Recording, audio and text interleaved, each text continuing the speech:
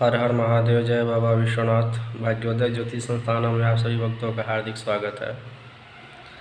अक्षय नमी को लेकर के इस बार प्रश्न आया हुआ है कि अक्षय नमी कब है। कार्तिक शुक्ल पक्ष की नवमी तिथि को अक्षय नमी मनाई जाती है। तो इस बार 10 नवंबर को अक्षय नमी है। 10 नवंबर यानी कि रविवार को।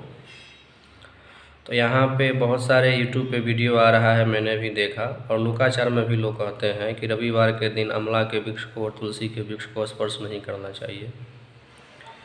ये बात सत्य है, लेकिन यहाँ पे ये नियम काम नहीं करेगा, क्योंकि पराशर गृह सूत्र में कहा गया है, एक सूत्र आता है कि बल प्रधानम न स्थानम प्रधानम। वही सूत्र यहाँ भी काम करेगा कि जिस तिथि की मान्यता जो जिस पर्व त्यौहार को लेकर के है, उस दिन अगर ये सब दोष पहले से लगता भी है तो इस दिन नहीं लगेगा, क्योंकि नवमी तिथि की मान्यता, अक्षय नवमी मनाने की मान्यता नवमी तिथि को ही है।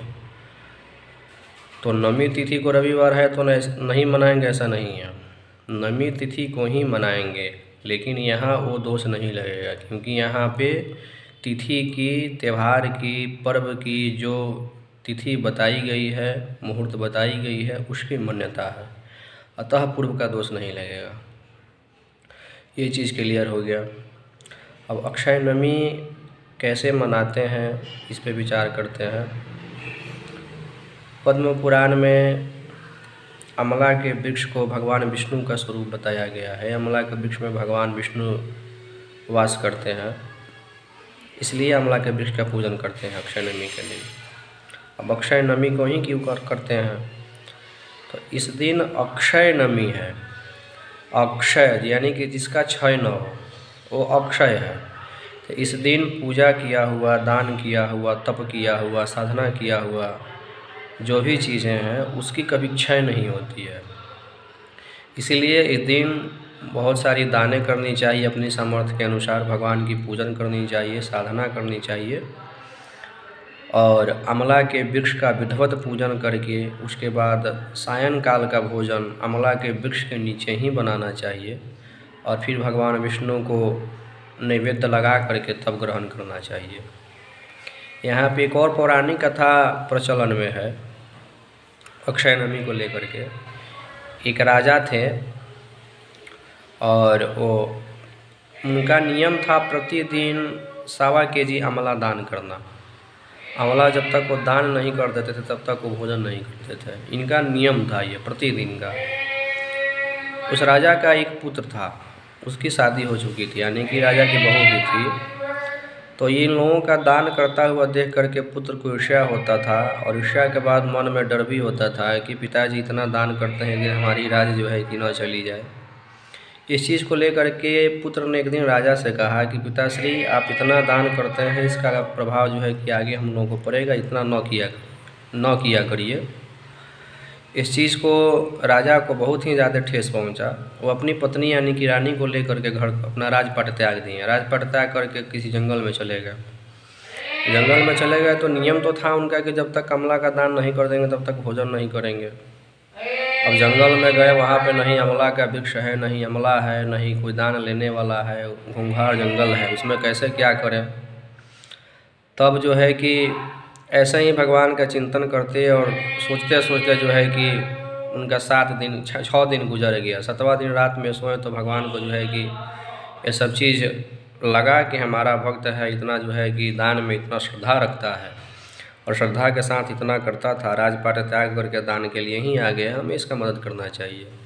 तो भगवान श्री हरि ने जो इस राजा का राजपाट था उसको जंगल में ही स्थापित कर दिए।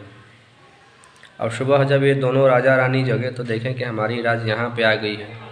बहुत प्रसन्न हुए, हंसी खुशी से स्नान दान करके अमला दान किए और दान करके अपने राज में हंसी खुशी से रहने लगे।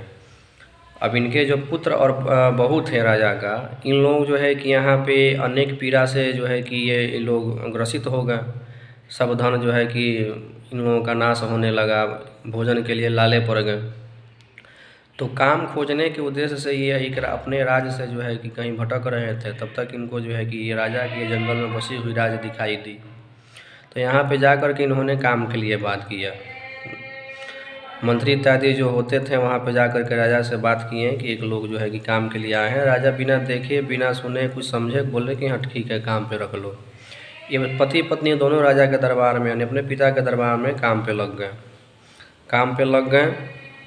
उसके बाद जो है कि एक दिन रानी की बाल झाड़ने के लिए रानी की बहू जो थी वो गई, तो रानी के पीठ पे एक मसा था। उस मसा को देख करके इसको जो है कि आंसू आ गया, यानी कि अपनी सास जो रानी थी उन्हीं की याद आने लगी। तो इस चीज़ को जो है कि याद करते करते उसकी आंखों से आंसू टपक गया। आंखों से आंसू टपक गया तब तक रानी जो है कि देखी कि रो रही है, तो रानी पूछी कि क्यों रो रही हो, क्या कारण है। तो उसकी बहू बोली कि हमारी भी सास कैसे ही मसा था। ये बात जब बोली तो रानी पहचान गई, और पहचानने के बाद जो है कि कही कि तुम ही हमारी बहू हो, हमें जो है कि रानी है, राजा ये हैं। ऐसा करते हुए जो है कि अपने राजपाट में लोग हंसी खुशी से रहने लगे। और रहने के बाद जो है कि पुनः अपना राजपाट स्थापित हो ही गया था, उसमें हंसी खुशी से सभी लोग रहने लगे। और रहने के बाद जो है कि दान पुण्य खूब करने लगे। तो इसका तात्पर्य यही है कि अक्षय नवमी के दिन बहुत सारी दानें करनी चाहिए।